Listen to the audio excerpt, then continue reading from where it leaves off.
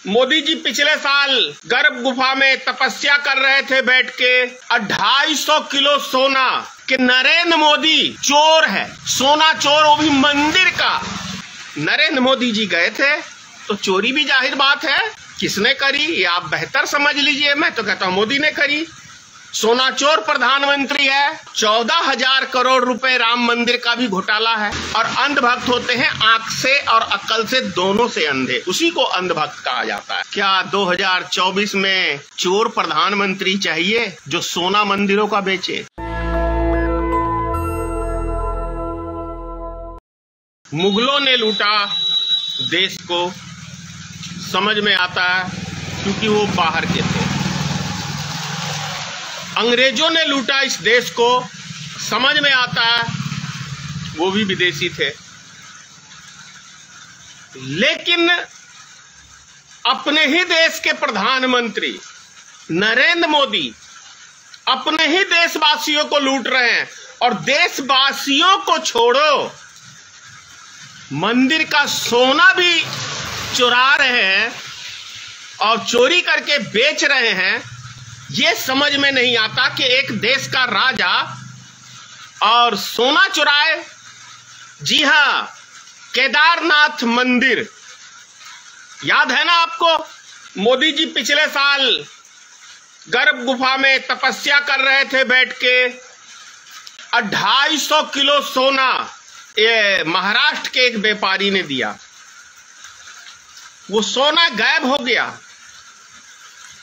सोने की जगह वहां पीतल बिछवा दिया गया है, सेटिंग करा दी गई है।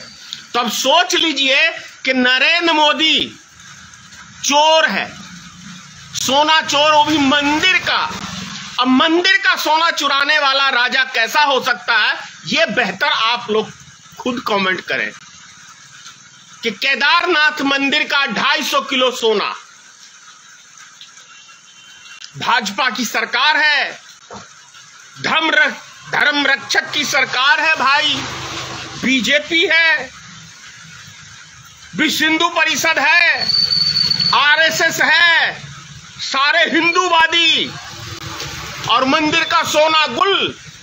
कमाल है ना? किसने चुराया भाई? सरकार जिसकी है, सत्ता जिसकी है, उसी के संरक्षण में है तो उसी ने चुराया। और चोरी होने से पहले गर्भ गुफा में नरेंद्र मोदी जी गए थे तो चोरी भी जाहिर बात है किसने करी ये आप बेहतर समझ लीजिए। मैं तो कहता हूं मोदी ने करी। सोना चोर प्रधानमंत्री है। अरे मां का जेवर चुरा के तो भागा ही भागा था, अब भगवान का भी जेवर ये चुरा के बेच दिया। क्योंकि 250 किलो सोना जोड़ लीजिए, 10 ग्राम सोना 60,000 रुपए का है, कितने सौ करोड़ का सोना। तो कभी आपने सुना है राजा चोर? राजा चोर? अरे जनता की जेब में डकैती कर रहा है ये तो समझ में आ रहा है। पूजा पाठ का नाटक करके मंदिर का सोना चुरा रहा है ये समझ में नहीं आ रहा है। हाँ, 14,000 करोड़ रुपए राम मंदिर का भी घोटाला है। ये कहां है? 14,000 करोड़ 1992 में चंदा हुआ था राम मंदिर का। 10 राम मंदिर बन जाएंगे जितना चंदा हुआ था 1992 में। पूरा गोल हो गया। किसके संरक्षण में ये पैसा था? भारतीय जनता पार्टी के। कहां गया पैसा? मैं जो कहता हूं कि बच के रहो, संभल के रहो। अभी एक साध्वी का आज मैं सवेरे सुन रहा था, बहुत अच्छा लगा मुझे उसका वचन।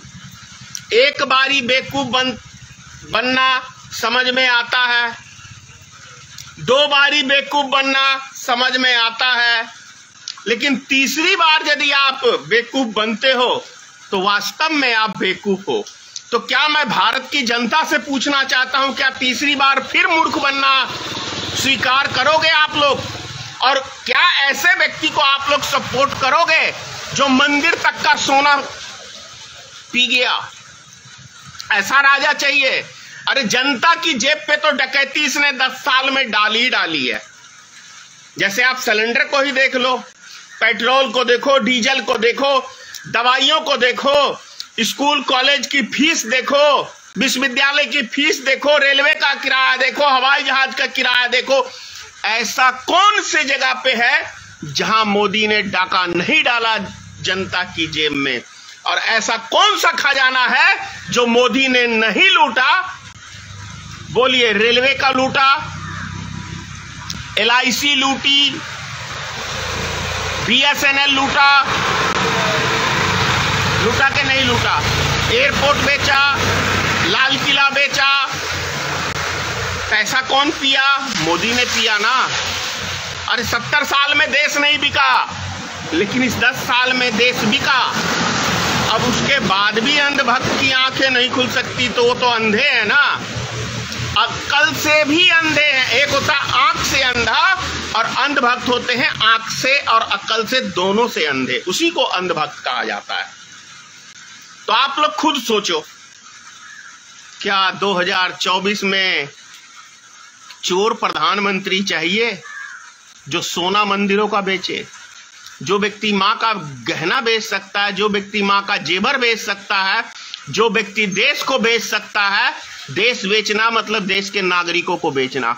जो वर्ल्ड बैंक से इतना कर्जा लिया, जो 56 सालों में नहीं लिया, वो इसने 10 साल में लिया। मतलब पीछे के सभी प्रधानमंत्रियों को कुल मिला के जितना कर्ज लिया उतना अकेले मोदी ने कर्ज लिया।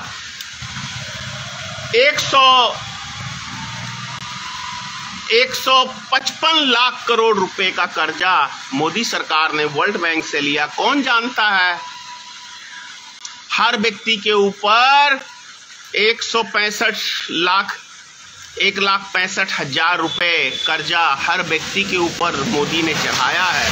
तो अंधभक्तों, तुम्हारा तो कुछ होने वाला है नहीं, तुम्हारा यहाँ है नहीं, तुम्हें नहीं समझ में आ सकती। लेकिन जो व्यक्ति अंधभक्त नहीं है, राष्ट्रभक्त हैं, राष्ट्र के विषय में सोचते हैं, ऊंच नीच सोचते हैं, ऊंच नीच जानते हैं, वो व्यक्ति तो समझिए। ज्यादा क्या कहूं भाई, घरवाली संभली नहीं, माँ बाप को देखा नहीं, देशवासियों को कैसे देखेगा? जय हिंद। नेशनल दस्तक की आपसे गुजारिश है कि अगर इसको बचाना चाहते हैं तो नेशनल दस्तक को सब्सक्राइब करने के लिए रेड कलर के सब्सक्राइब बटन को दबाएं, फिर बेल आइकन की घंटी दबाएं। नेशनल दस्तक को बचाने के लिए बहुत जरूरी है कि हर खबर को शेयर करें, लाइक करें, कमेंट जरूर करें।